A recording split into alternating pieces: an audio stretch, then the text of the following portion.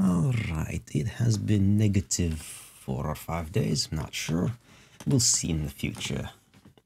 But anyway, now that we are getting close to the conclusion of everything, well, sort of, these are kind of one-off stories more or less, loosely connected, just in the same order or something like that, that's fine. Anyway, that's right, Adventure Volume 12, warnings, let's see. Most of these, oops, I hit the mic, damn it.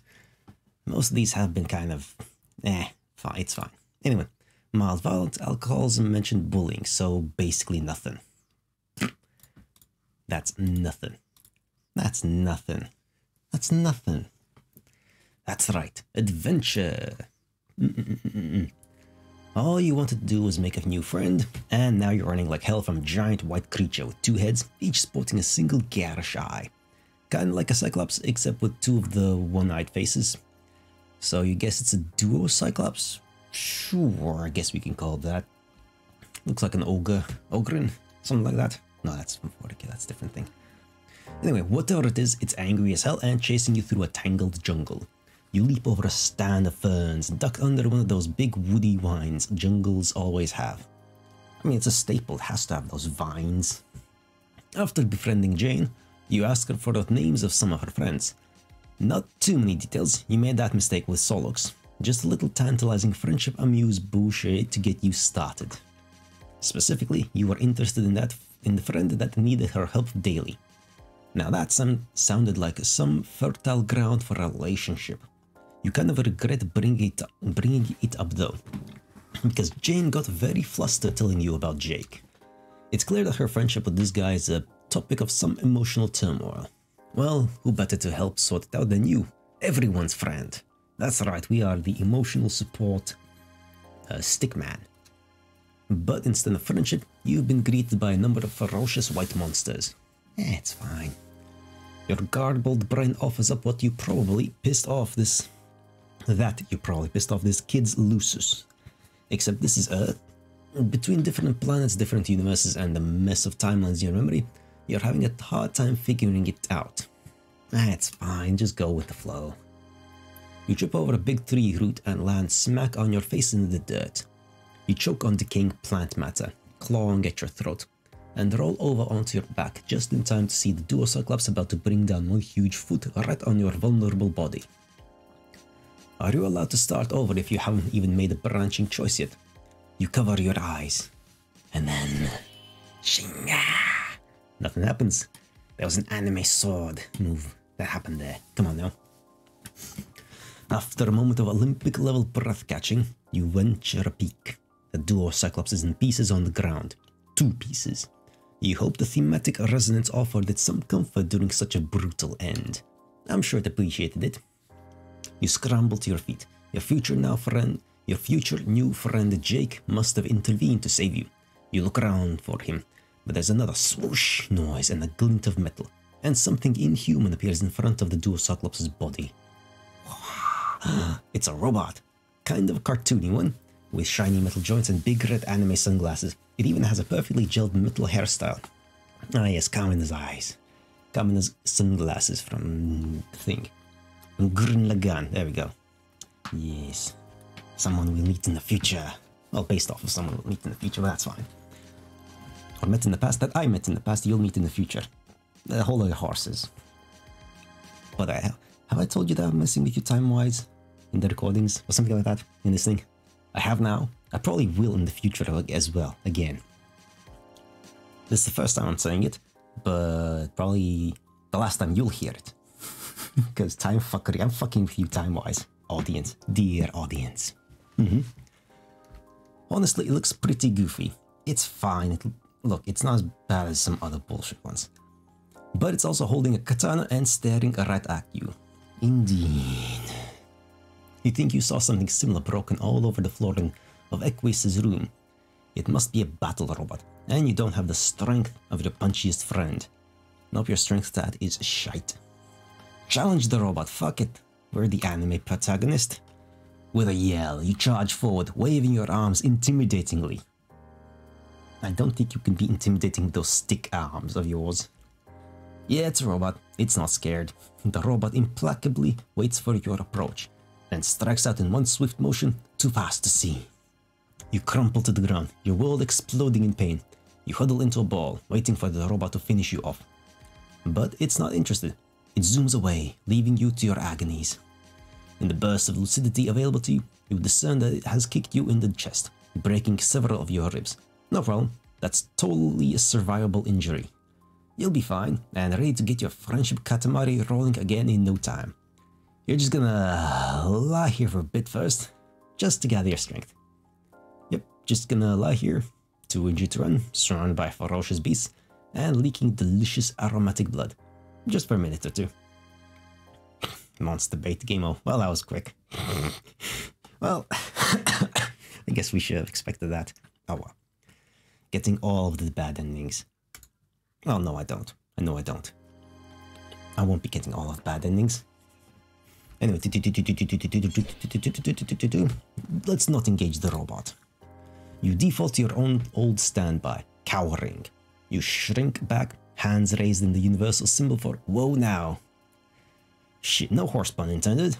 For some reason, the thought of Equius and the presence of this robot are making your brain go right to horses. Sure. Suddenly, a shot rings out behind you. Equius, that's Latin for horse or something like that. They probably made a joke in the future about that with the name. I don't remember. I don't know yet. I will find out in the past that you've already listened to. Don't worry, this is the last time you'll hear me talking about me fucking with you time-wise with these recordings and the setup I've done. I promise, I swear, because it already happened. It sounds so stupid that you almost don't believe it, but it's true. Who is shooting a gun at a robot? The robot makes a little startup noise and raises its katana into a ready stance. A blur of green and khaki charges out of the jungle and tackles the robot full in the stomach. It doesn't fall to the ground, instead it puts the kid human, you can now see, so probably it's Jake guy, into a headlock. He struggles, lashing at it with his elbow and kicking it at its ankles. The robot proceeds to beat the kid up. There's no reason to describe it in detail, it's unpleasant to watch and makes you feel really bad. You didn't even know there could be a polar opposite of Equius, but this kid is it. The robot is super effective against him. You have to stop it, but there's too much action for you to get close. Even if you could reach Jake, there's no way you could zap him out of the air without bringing the battlebot with you. Except, things have been weird lately. The accepted rules of your power no longer seem so inviolable. Maybe you can just do it? Yeah, fuck it, you can just do it. You can do anything. You close your eyes and think really hard about bringing Jake with you. When you open your eyes, a young man stands in his bedroom. Wait, is it Jake's birthday? No, what? You shake your head in consternation. Anyway, you manage to bring Jake, and only Jake, into the house. Let's see, lots of posters with all sorts of things. There's Tomb Raider, there's the Mystique, there's the Avatar Navi thing, there's the Twi'lek from Star Wars, there's something down there. There's, can't tell, too obscured. There's Stargate poster, there's Ghost Rider, yeah, Jim Cage. No, Nicolas Cage. Confused Jim Carrey with Nicolas Cage combined, though. That would be one hell of an epic combination. Jim Carrey's expressivity amplifying Nicolas Cage's already ridiculous performances. Can you fucking imagine that combination? Oh my god. Those two in a very serious movie, but they are both ridiculous. Oh, that would be beautiful. That would be stupid and beautiful. I want that. Anyway, A Knight's Tale. I don't know what that is. National Treasure. There's Nicolas Cage. Yeah, there we go, Nicolas Cage. And The Mummy. That was a good movie as well. And up there we have... Can't tell. Multiple posters of The Mummy. Likes that one a lot. Yes, indeed. Alright. Anyway, we brought Jake and only Jake here. He stands there, clutching his side and panting, recovering from the robo beatdown.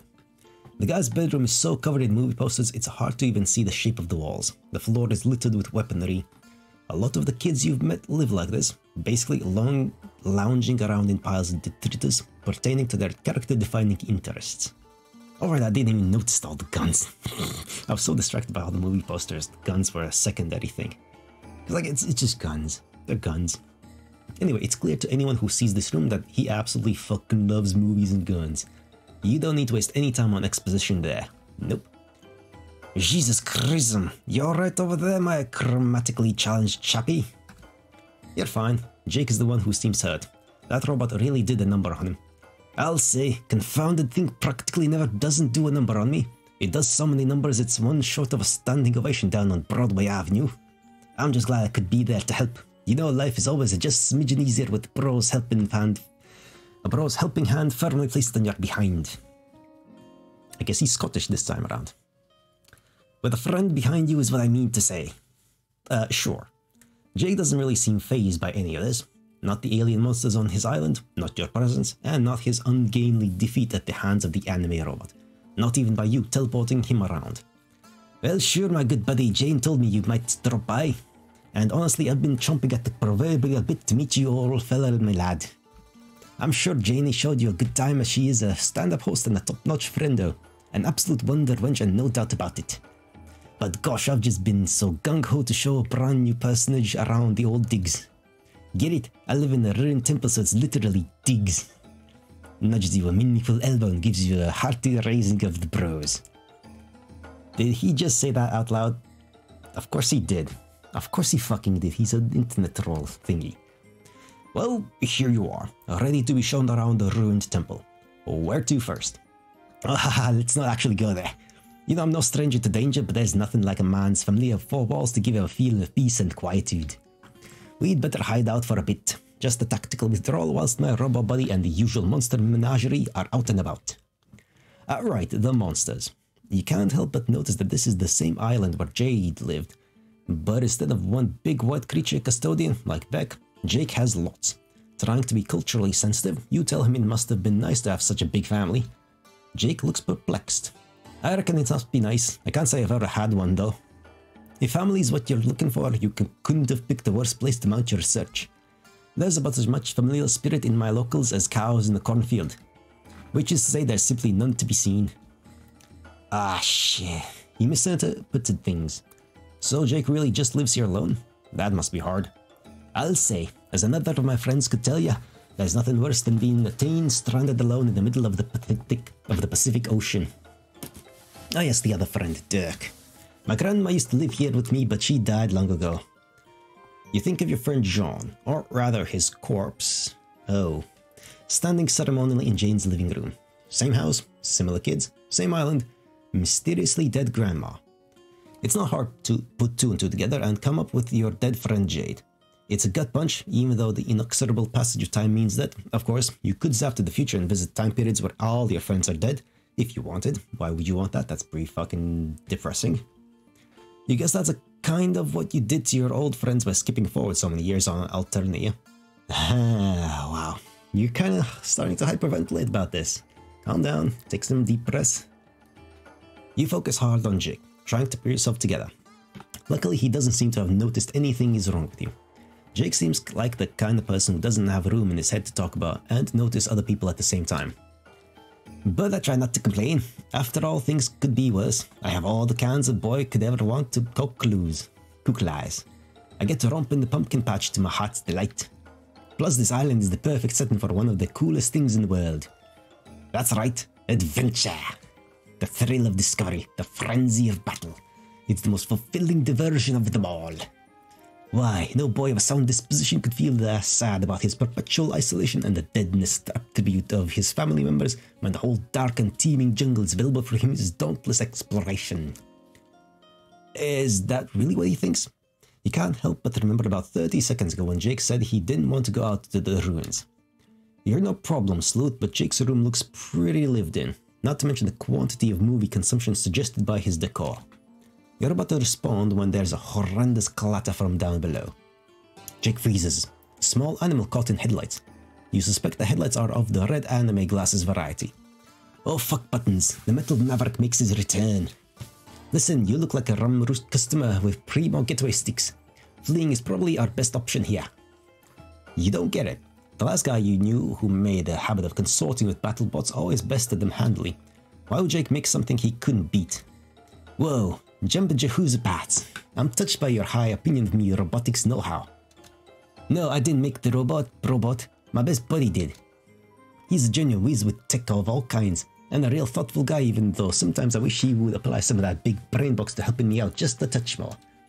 He couldn't be here himself because of the physical limitations of time and space, so he sent a robot to train me. It's really nice if you think about it.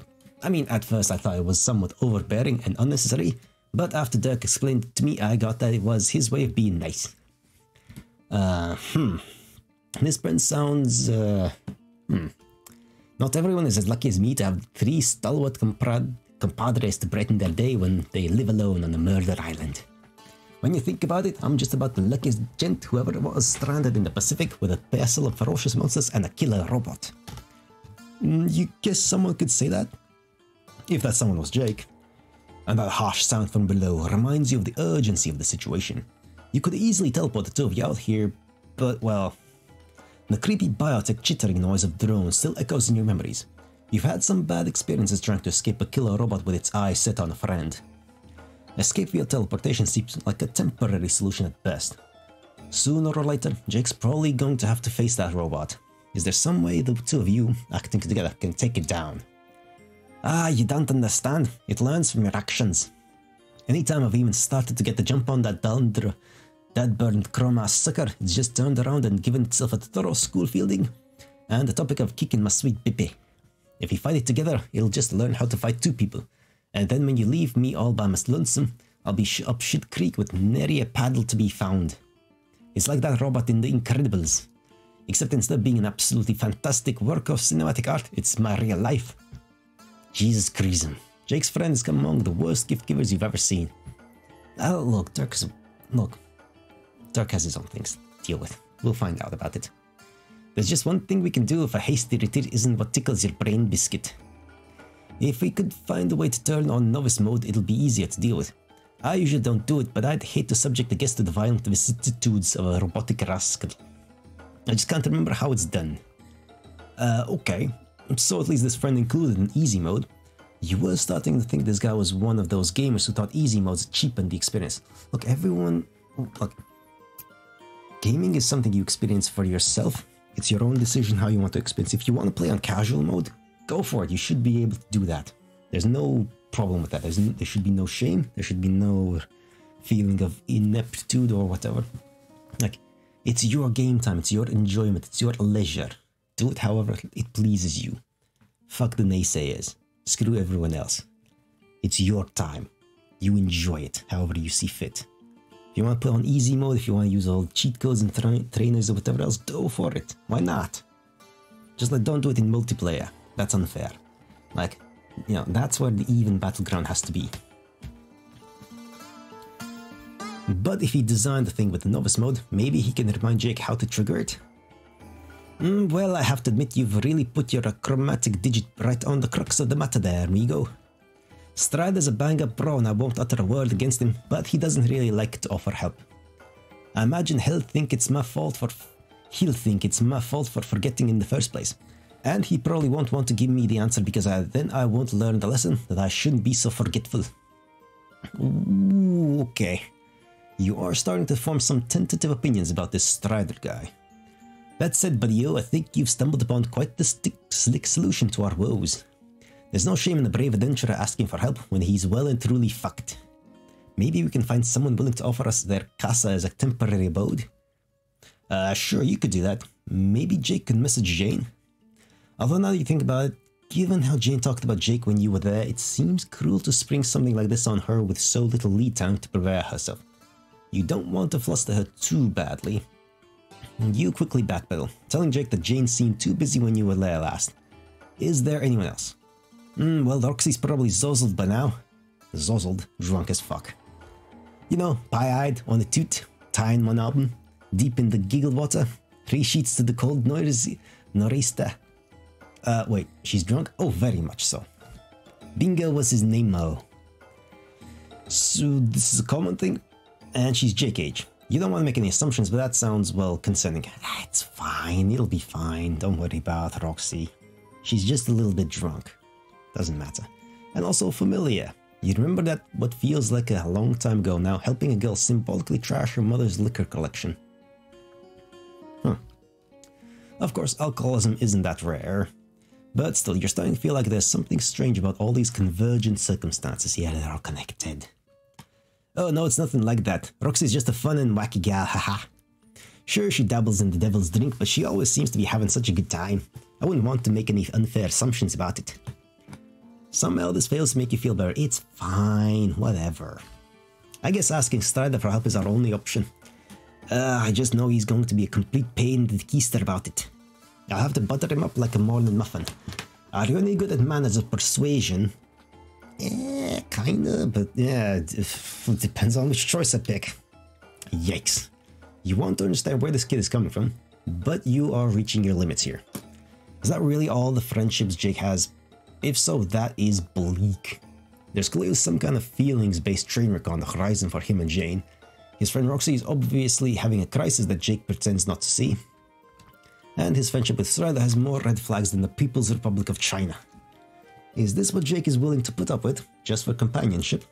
He just pretends he doesn't see the huge issues in his friendships to keep the peace. Is this what it looks like when someone is so indiscriminately hungry for affection that they're willing to go along with anything to get it? You've had about enough. You tell Jake that you can't stand this anymore. This life that he has, it's not good. Not even close. He lost his family and he's scared to leave his house. His only company in real life is a robot that's programmed to hurt him, and he thinks it was a gift. He seems unwilling to face the glaring flaws in his closest relationships. And all this might be hard and sad, but it can't be helping Jake to be so deep in denial about it. He can't just cover this all up with cavalier optimism.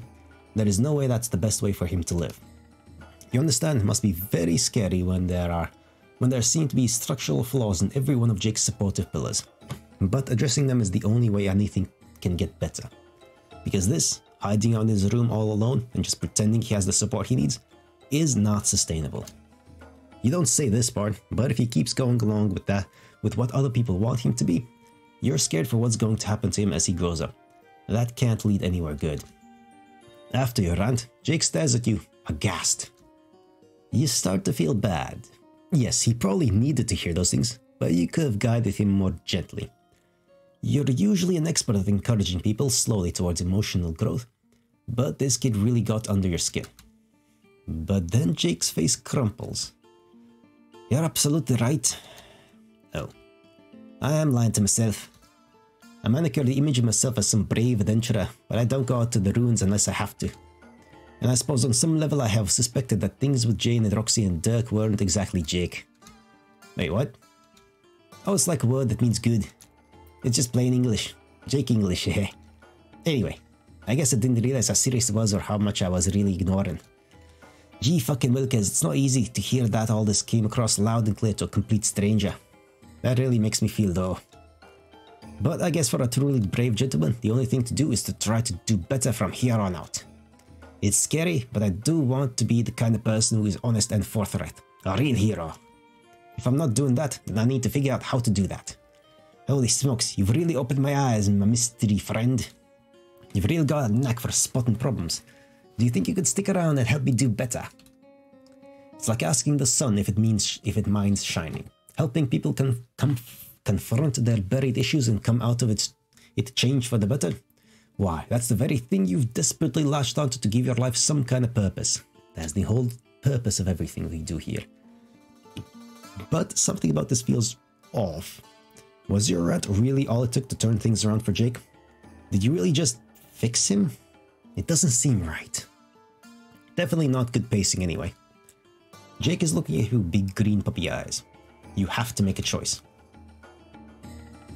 Fuck it, I guess let's help. Why not? Of course you're going to help. Jake asked, didn't he?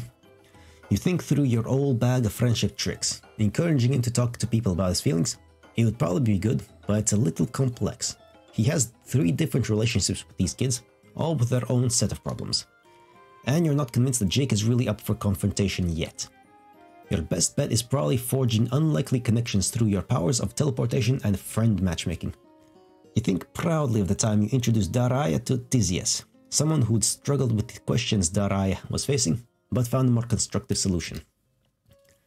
That's what you need. Not someone similar to Jake, but a good foil. Someone who'll be able to call Jake on his avoidance.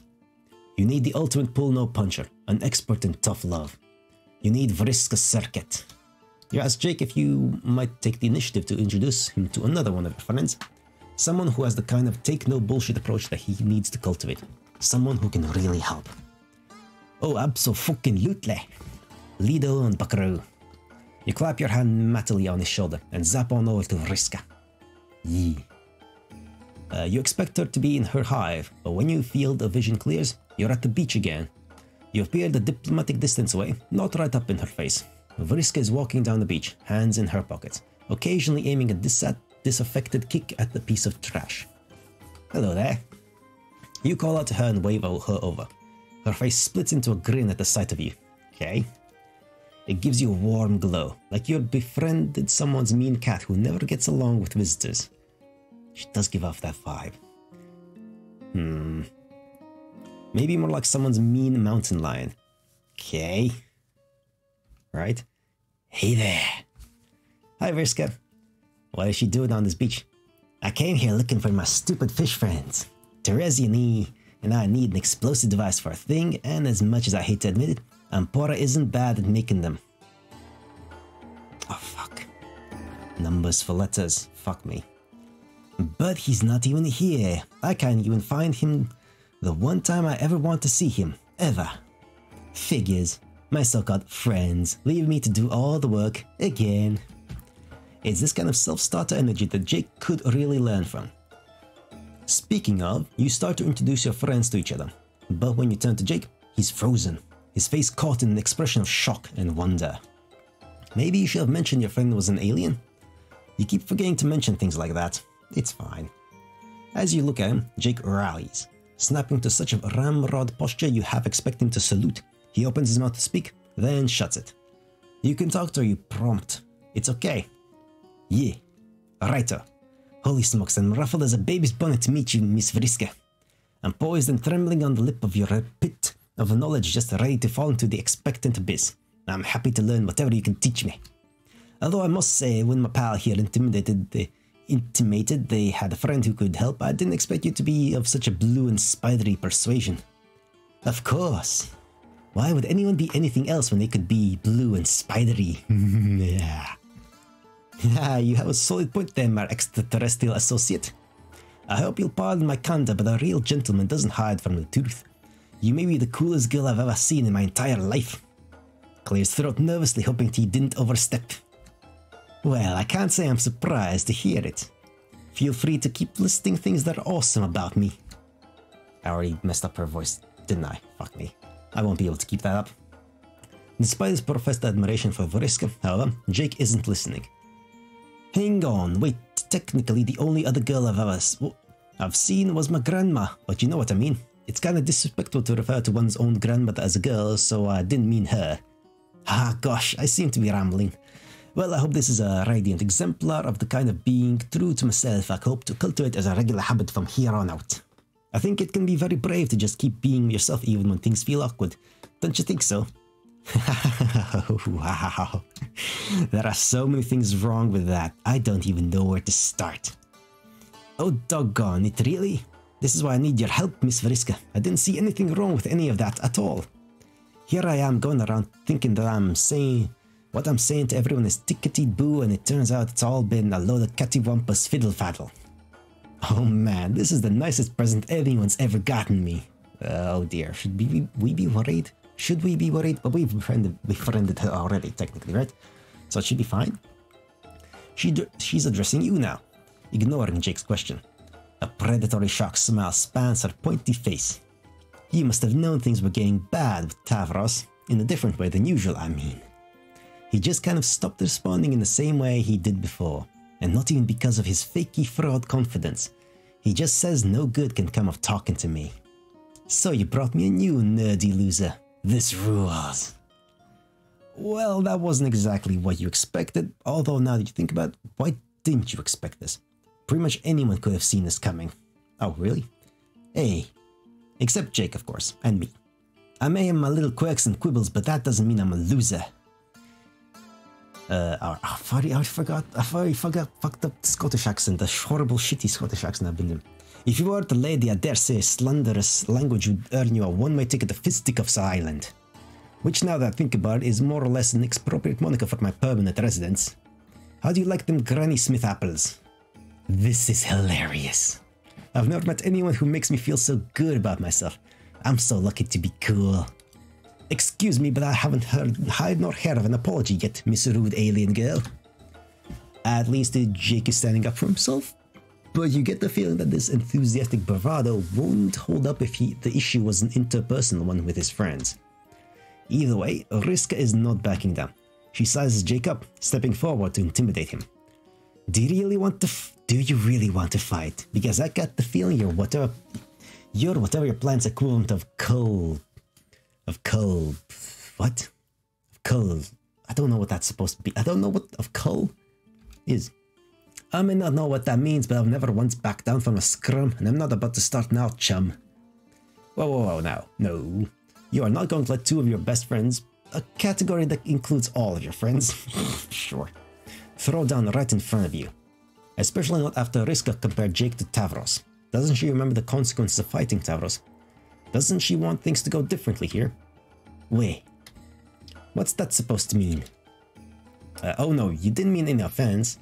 You know Riska has been through a lot, and her past mistakes should be viewed with that context. But you know Riska didn't mean to hurt Tavros as much as she did. Right? Riska is no longer having fun. She's turned to you now, her mouth set into a line, fists clenched at her side. You remember how magical it seemed to have earned her friendship, and how easily Riska can lash out when she thinks her friends have turned on her. You think you know what went down between me and Tavros? Tavros was almost as pathetic as this guy. I was trying to help him get stronger. But every time I did, he just folded like a loser. He barely even tried to fight back. He was too scared and wimpy. And everyone always gets mad at me for pushing him. But that's what our plan is going to do to him. If he doesn't get stronger, he'll die. Trying to protect him from danger now is just letting that happen later. I would even say I'm the only one who's ever really cared about him. At least I tried to help him shape up. You almost forgot Jake is here. But at this, he makes an indignant noise, and you turn to see that his anger and distress has ratcheted up several notches. Well, pardon me, Spider Smurfette, but it doesn't sound like you were much of a friend at all. Oh God. You nudge Jake, trying to let him know that Riska can be a little scary and it might not be best to push her on this, but Jake isn't listening. No matter how much you might think you're doing this favor from what you've said, he was really scared and sad. And I'm sorry, but that doesn't make someone stronger. It just makes them scared. Even if you think it's good for him, or even if he said it was what he wanted. Like maybe when he was talking about having a fighting partner, what he really wanted was companionship due to being alone all the time. He's projecting now. And to be totally candid, it's hard to believe you didn't know that. Which means it really is more about what you want than what's best for him, even though you keep saying it's what's best for him. Which makes it really hard to argue. Anyway, if you ask me, you're a rotten friend, and I don't think I want you to be one of mine after all. Before Risk can respond and almost inevitably make things worse, you cut her off. Enough is enough. You tell her you're sorry for making assumptions. You know that she was doing the best she could with the raw deal she has given in this culture. You offer her a quick thank you for this hellish social interaction, and ask for some time alone with your incipient friend here. Vriska still looks annoyed, and there's a moment where you're scared she won't let it go, but she does, stepping back and rearranging her facial expression to apathy. You guess pushing it would mean admitting she cares about your opinion of her. Whatever. Talk to you later, nerds. Well, that didn't go so well. Although Jake did project a lot of emotions there. A lot of feelings that he has towards Strider, I guess. After she leaves, you put a comforting hand on Jake's shoulder. That's got pretty raw, huh? It kind of seemed like in the end there, he wasn't talking about the risk at all. Like there was someone else he wanted to say all that stuff to. No, this has nothing to do with me, it was about some weird alien situation. You gently suggest that this might be one of those situations the two of you were talking about earlier, where Jake is suppressing the truth because it's inconvenient to acknowledge. Doesn't bear some slight resemblance to a situation in his own friend group? Jake averts his eyes, clearly uncomfortable. No way, all my friends are best and sure. And even if what you're implying was true, it's different when it's your friends. A man can't get by without his bros, so sometimes he has to make allowances. No, not really. That's what friends are for. You can be candid with them more than you can be with strangers. Certain, let's say, eccentricities are just what you have to put up with when best friends are involved. No, they're not. Yeah, that's incorrect. You're allowed to hold your friends accountable. That's kind of the point. Like, friends are the best ones who can keep you accountable. Like, you can't, This is weapons grade interpersonal truth you're spouting. But Jake doesn't look enlightened. Instead, he's growing red in the face with indignance. What would you know about it anyway? Not to be rude, but it's a very personal situation between a fella and his buddies. I don't think I appreciate what you're implying. You don't want to get frustrated, but Jake did ask for your help. The two of you came here because you were going to face up to the hard truths about Jake's life. Doesn't Jake want to do that? Well, of course I do. I'm ready to take a hard look in the old rum peeper and don't you doubt it. It's just that when it comes to my friends, I didn't think you were saying any of them were bad. I thought you were encouraging me to take things in a more forthright direction because, well... tugs the collar nervously. Because of their feeling towards me. Gosh, it sounds stupid when I say it like that. I hope you know I'm not some kind of pompous brigadier making myself out to be some slick Casanova type. I'm probably just making it up. I'm the kind of guy who gets confused easily, especially with the number of concussions I've sustained over the years. A real beef-footed bozo, that's me. But more than once I've gotten an inkling that some of my friends might be giving me the old eagle eye, firing up the curtain maneuvers if you get my drift. So when you said things weren't right between me and my friends, that's sort of where I thought the personal change train was a-heading. An impression only further bolstered when you proceeded to introduce me to your blue arachnid-themed friend. I figured you remembered my sapphire sirens from my room. You know, Nateri and all that. It was a sweet gesture, although just so you're aware, she's a little too young for me to take that kind of interest. I appreciate the thought though, just some constructive criticism for next time. Okay, that's, what? Now you're tempted yourself to say aloud some kind of goofy RP action indicating your embarrassment. You don't though, because it sounds stupid when Jake does that. Jeez, this is a mess. This kid has issues on issues, and when you think you've put your finger on one, it slides away to reveal 3 more. You're playing personal growth whack-a-mole over here, but you gamely draw yourself up and plunge onward. Determined. Determination. Okay, you tell Jake. So if that's what he thought you were going to talk about, let's talk about it. How does it make him feel, thinking his friends are all attracted to him? What does he plan to do about it? Oh, you know, I think all that malarkey would work itself out over time. That's not doing anything then. I figure I'll wait out until someone brings it up and then just go along with what they think we should do. Really? That's a strategy? Just wait it out? That's not a strategy. It seems remarkably lackadaisical, and it gives you that sinking feeling again about what's in store for future Jake. Does he actually return any of those feelings? Sure I do. My friends are at the cat's pajamas. I don't mind saying I really love them. Right, of course. But is there any of them that he feels indifferently about? What would he say if, for example, Jane asked him out? I'd say yes, of course. How could I say no to a top Sheba like Janie?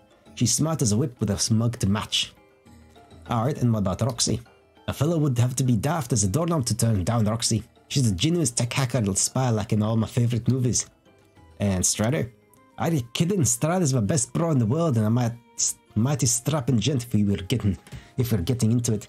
I can't think of any reason to say no to a proposition like that from my best bud. Okay. The way Jake conceives of things is just far enough off from your own waypoint. You can't help feeling like you're passing by each other without really connecting. For example, he doesn't have to have a reason to say no to a friend asking him out. It comes down to his feelings. Does he really have strong feelings for any of these people? Like, stronger feelings that he has for Nateri. Oh hey now, that's not really fair. Nateri is the perfect woman. No, you insist. It is fair. If someone has feelings for him, he should not be with them unless he has stronger feelings for that real flesh and blood person than he does for a poster of Nateri. It's important. Well, if you put it that way, I don't know if I've ever had feelings like that. I don't even know if I'm capable of those kinds of feelings. If that's the case, then he needs to be prepared to tell his friends that. It's not like he has to have these conversations now, but someday. The feelings his friends have need to be addressed. and he needs to be ready to turn them down. He needs to make these decisions. He can't just wait for things to resolve on their own and deal with the consequences later. Ha! Wow.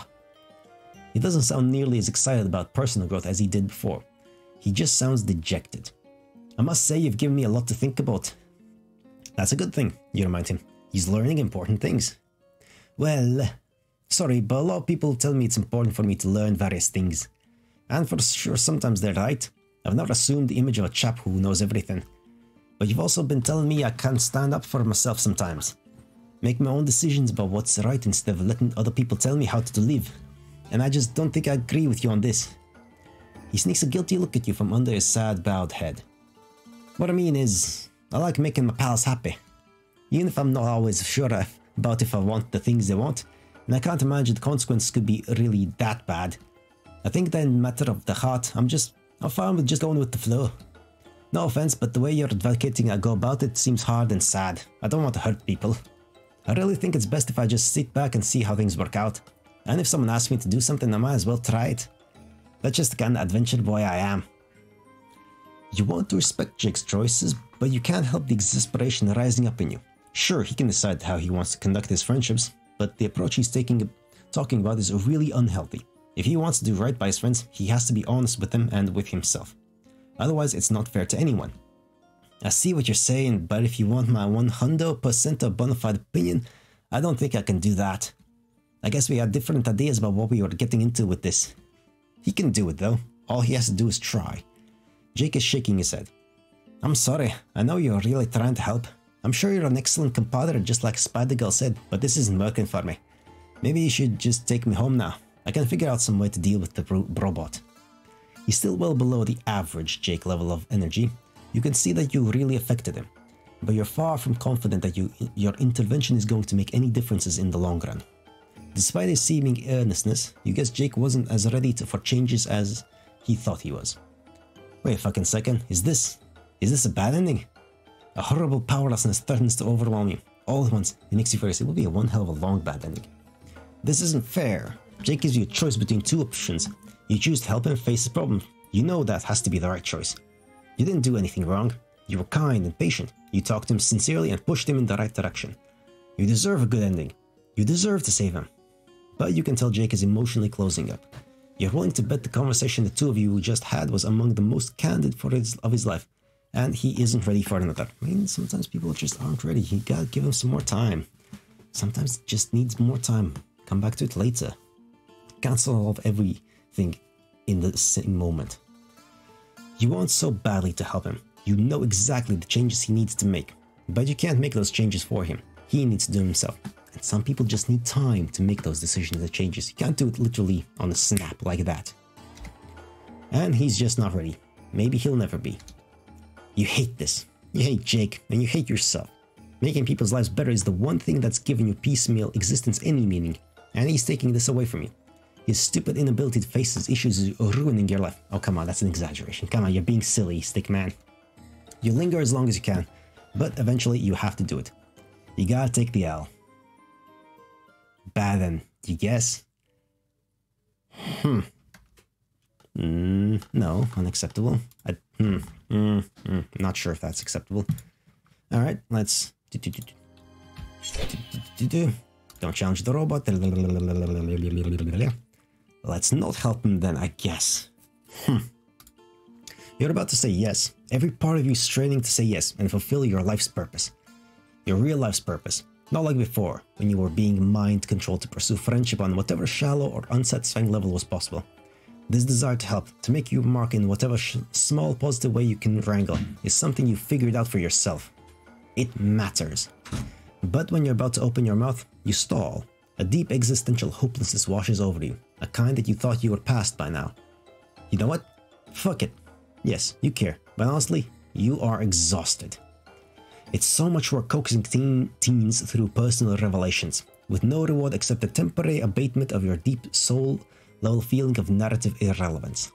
You need a break. Why not give yourself a freebie? You tell Jake that you don't think he needs your help. It's enough for right now that he's realized there's a problem. There's no need to swallow down all your personal growth pills at once. Jake looks abjectly relieved. If I can shoot straight from the hip, that's exactly what I was hoping you'd say. I think I've done enough already too. Phew, this has been a great talk. I feel like we're really firing on all cylinders friendship-wise. If you were a past version of yourself, that would make you really happy. Instead, a sick feeling of guilt is poisoning your guts. You were about to touch on something real there, and you know it was wrong to pull back from it. You're not doing Jake any favors. Still, you give him a weak smile and offer him the best friend-making tool you know. Are there any faraway friends he's interested in connecting with? Boy howdy, what a proposition. Why, I feel like one of these movie characters who's offered near unlimited powers out of nowhere, like Bruce Almighty, ready to lasso the moon and damn the consequences on those pesky tides. There is someone I've had a hankering to meet with for a little teat-a-teat. Remember when I regaled you with the tale of me grandma? Oof, you're not sure how you're gonna be able to reunite this kid with his dead grandma. That seems like one of those things you won't be allowed to do, despite the supposed limitlessness of your powers. You'd probably be blocked by that weird voice, the one that seems to have a power that supersedes zapping anywhere in any time, place or dimension. You don't like to think about that force too hard. No, my stalwart chum. I've been corresponding in an epistolary fashion with a version of my grandma when she was a young girl, my pen pal buddy Jade. I understand if it's asking too much, but I'd love to meet her. She always said we'd meet someday in some roundabout confusing who's-y what's-it fashion, and I was pleased as a parcel of possum to hear it. But recently she stopped replying, right in the final run-up to the vaunted finish line. I've been all out with worry, I don't mind telling ya. Do you think we could take a hop, skip and a jump over to her lodgings? What a relief. You actually know Jade. You can take him to Jade right now. Jake smiles a big goofy grin at you. You should feel happy, you tell yourself sternly. This is a good thing to do. He said himself that you're fixing a concern of his. But the yawning malaise inside you only grows. You like to think of yourself as an agent of positive change, but here you are again, nothing but a glorified interdimensional taxi service. Hey, taxis can bring about very positive change, don't you besmirch yourself? Whatever, who cares? At least he'll be with someone he loves. You grab Jake's hand and take him to his family.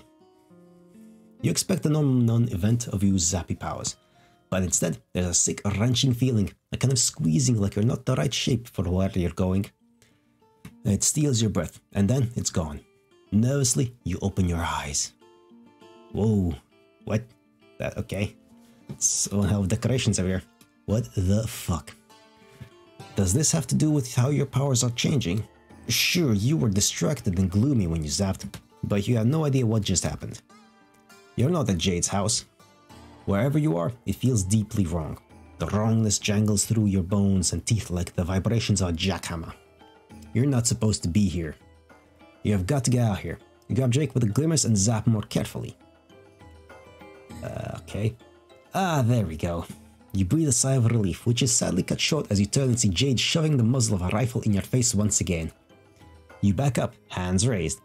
Jade, no, it's just you, her friend. You've already been through all these wacky misunderstanding shenanigans with firearms. I know who it is. I just think you shouldn't be here. What? Don't get me wrong, I appreciate everything you've done for me. You have no idea what it meant to be able to meet my friends in person. But the last time you came here, things got dangerous, and I started to wonder if you have any idea what the consequences are of what you're doing.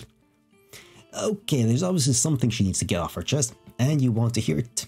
But can she put the gun down? You both know she's not actually going to shoot you. Oh, alright. I guess the gun was a little over the top, but you startled me and I got really mad. Ever since you left last time, I've been thinking about what you did with me and Dave. Even though Beck didn't stop you, I don't think he wanted me to be traveling around like that. I know you're a nice person and you don't mean to do anything bad, but I think it's impossible to have powers like yours without being a little corrupted by them. When you mess around in your lives, that can have serious consequences, but you always leave afterwards and you don't live out those consequences with us. It was great to meet my friends, but you know what? I would have met them anyway in the game. I can't help thinking it would have been better for things to play out like they were supposed to. So I'm sorry, but I just don't want you interfering in my life anymore. I think it's for the good of everyone if you leave us alone from now on. It hurts to hear, but how could you argue with that? You tell Jay that you don't want to do anything that makes her uncomfortable. There's just like one little thing that you maybe already did. Yo, you just gestured to Jake. He's huddled behind you, clearly having second thoughts about this. Maybe it's the gun, but then again, Jake is pretty comfortable around guns. Probably it's just fear of the mortifying ordeal of being known. Who the fuck are you? He washes, he clears his throat and fidgets, his hands twitching at his sides like he's thinking about hanging onto his own gun's comfort. Your grandson? Jake? That's me. Jade bursts into tears. She flings herself forward and throws her arms around Jake. Okay, I know. I just said I didn't want any interference, but this isn't fair. I can't believe you're here. When they pull apart, Jake's eyes are watery as well. He's taller than Jade, being a few years older, but from the shy way he looks at her, you can tell he still sees her as the authority figure here. You can suddenly see how much Jake must have admired his grandmother. Fine, you're still in the mood, but this is heartwarming as hell. It is, that's nice. And hugs are nice, right? They did hug just now, so that's nice. You intentionally tune out the conversation a little as Jade and Jake gush at each other. It just seems really private.